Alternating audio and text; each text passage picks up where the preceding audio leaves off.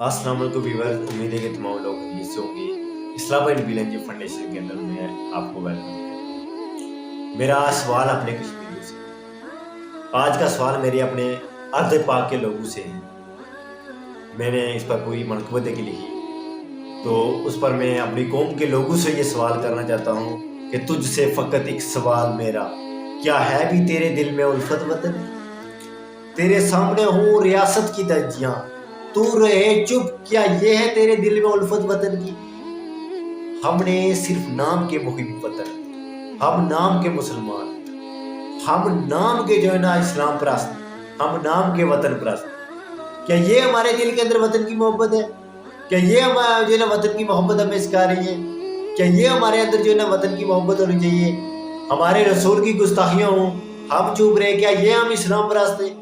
क्या ये हम अपने आका मौला से मोहब्बत कर रहे हैं? हमारे सामने मुसलमानों को मारा जाए, हम रहे चुप, क्या ये आका मौला की उम्मत के साथ मोहब्बत है?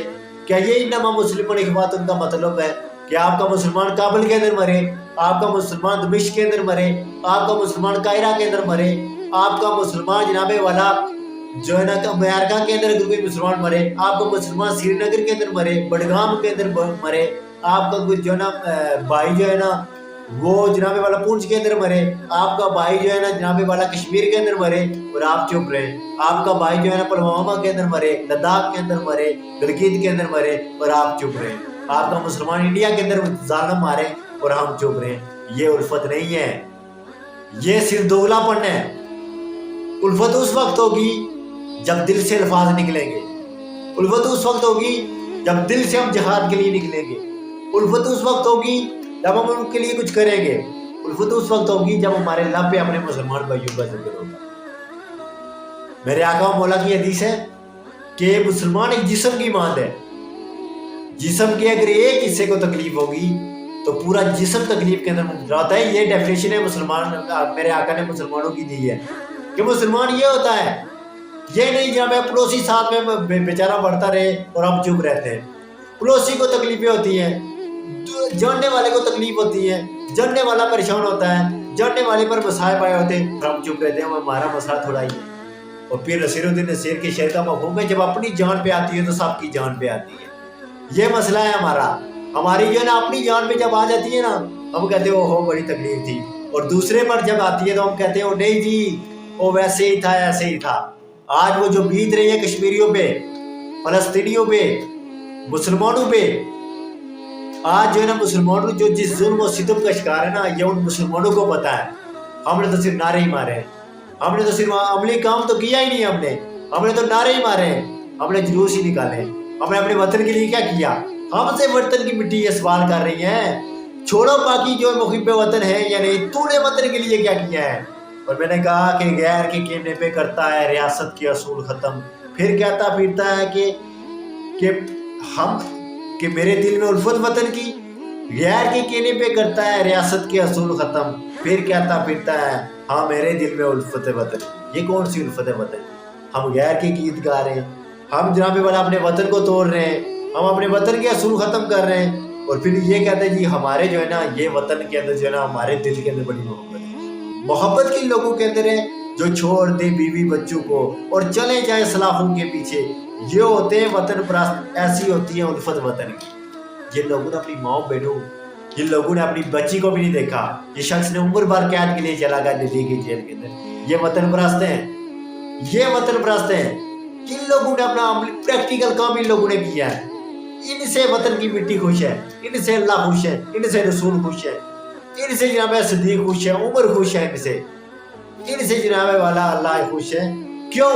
क्योंकि इन लोगों ने अपने अल्लाह रसूल के साथ वफा की है। इन लोगों ने अपने आप को जो ना गुलाम नहीं रखा, अपने आप को, अपने दिल को आज़ाद रखा, अपनी उम्मीद को आज़ाद रखा। बजाय जिस्मानी तौर पर ये गुलाम थे, लेकिन ये कभी भी अपने आप को गुलाम तस्वर नहीं करते थे, उन्होंने अपने ज़हनी तौर पर खुद को ये आज़ाद तस्वर किया।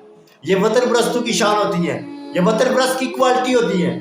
वतन परस्त कभी भी अपने आप को गुलाम नहीं रखता है। वतन परस्त हर वक्त सोचता है यही है कि मैंने आज़ाद होना है, मैंने कुछ करना है, मैंने कुछ करके दिखाना है। और हम यहाँ पर सवाल यहाँ पर ये करते हैं, ओ जी हाँ जी आपके क्या आपने वतन के लिए किया है, वो आपको छोड़े तूने क्या किया है? اور سوال تو یہ تھا نا کہ تو سے ہے فقط ایک سوال میرا، کیا ہے بھی تیرے دل میں الفت وطن کی؟ یہ تو سوال ہے، کیا ہے تیرے دل میں الفت وطن کی؟ یہ تو وطن کی مٹی سوال کر رہی ہے، یہ تو ہم ایک دوسرے سے سوال کرتے ہیں، وطن کی مٹی بھی ہم سے یہی سوال کر رہی ہے، کیا ہے بھی تیرے دل میں الفت وطن کی؟ تو الفت وطن کی انہی لوگوں کے اندر ہوتی ہے جن لوگوں نے وطن کے لیے کچھ کرنا ہوتا ہے، ان لوگوں نے جنہوں نے اپنے وطن کے لیے کچھ کیا ہے، وہ لوگ جو ہے نا وہ وطن پرست ہیں۔ ہم جیسے کہ یہ اور ہوں گے ہزاروں وطن والے، پر اپنے دل میں الگ ہی ہے الفت وطن کی۔ یہ میں نے لکھا کہ وطن والوں سے وطن کے قصے نہ پوچھا کرو، رو پڑتے ہیں سنا کے قصے، الگ ہی ہوتی ہے ان میں الفت وطن کی۔ کہ جو وطن والے ہوتے ہیں نا، جب ان سے اپنے دیش کا پوچھو نا تو اپنے دیش کے قصے سناتے سناتے رونے لگ جاتے ہیں۔ یہ ہوتے ہیں وطن پرست، ان لوگوں کے اندر وطن پرستی ہوتی ہے، ان لوگوں نے اپنا تن من دھن وطن پہ قربان کیا ہوتا ہے۔ وطن کے لیے تو بھی تو کچھ کرنا انجم، ویسے ہی لکھتا ہے اور کہتا ہے میرے بھی دل میں الفت وطن کی۔ میں نے خود سے یہ گیلا کیا ہے اور آگے میں نے اس کا جواب بھی دے دیا کہ نہ شکوے کر تو خود سے انجم، تو بھی کچھ کمال کرے گا کیونکہ تیرے بھی دل میں ہے الفت وطن کی۔ اور ہم جیسے کیا ہیں، آئے بھی تو چلے گئے جہاں سے انجم، ہم جیسے کیا ہے آئے بھی تو چلے گئے جہاں سے انجم، ہاں پھر ہم جیسوں کو بھی دیکھ کر ہوتی ہیں لوگوں میں الفت وطن کی۔ جو وطن پرست لوگ ہوتے ہیں نا، یہ ان کے بارے میں نے لکھا کہ جو وطن پرست لوگ ہوتے ہیں نا، انہیں دیکھ کے پھر لوگوں کے دلوں کے اندر وطن کی محبت پیدا ہوتی ہے، لوگوں کے اندر وطن کا پیار ہوتا ہے، لوگوں کے اندر پھر وطن کے ساتھ محبت کا اظہار ہوتا ہے، لوگ جو ہے محبت سے پیار کرتے ہیں۔ تو ناظرین، اپنے وطن سے پیار کریں اور کشمیر کی تحریک پر بھرپور ساتھ دیں، کیونکہ ہم نے لانا قلم سے ہی نکلا۔